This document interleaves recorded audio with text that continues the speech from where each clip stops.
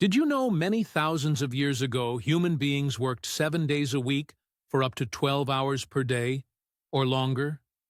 The workers, everyone but the privileged priestly and ruling class, were placated to endure heavy labor by the introduction of beer. That's correct. People were paid in beer and bread. Bread to fill their stomachs, and beer to numb their minds and bodies to the harsh labor inflicted on them by their particular Elohim or gods.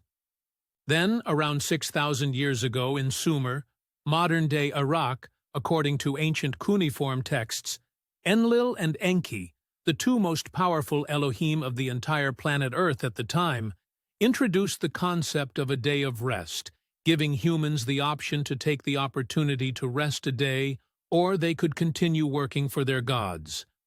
2,700 years later, this idea of a day of rest became encoded into the law of a nation called Israel from our lawgiver Moshe Rabbeinu, our teacher from the Hebrews Elohim with the title Hashem. The Shabbat, the seventh day on the Jewish calendar, aka Saturday, became a mandatory day of rest, a mitzvot, or good deed, to be strictly adhered to.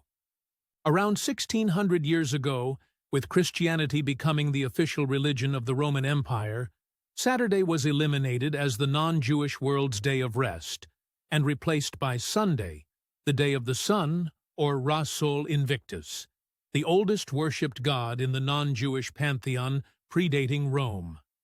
Ra was the Elohim of Egypt, and was also known by the name Marduk of Babylon. Some 3,300 years later in 2025, CE Shabbat is still one of the main centerpieces of Torah-centered and rabbinical Judaism, and has been showered over the centuries with much cultural and historical customs and adaptations. Nearly every Shabbat custom associated with the day of rest has been pondered, studied, set in motion, and practiced with emphasis placed on one or more particular instances of said observance, and has been put forth by the sages and rabbis over the last 300 years. Shabbat has a rich culture of significance throughout most of civilized humanity's experience, and is an outward expression of faith and obedience to all who adhere to it. Thank you for watching this video. If it has helped you understand the original and evolved importance of this day of rest, please let me know in the comments below. Also, like and subscribe. Links to my Schmooze Views Locals community and blogger page can be found in the description of this video. With that said, I wish you all a hearty upcoming Shabbat Shalom.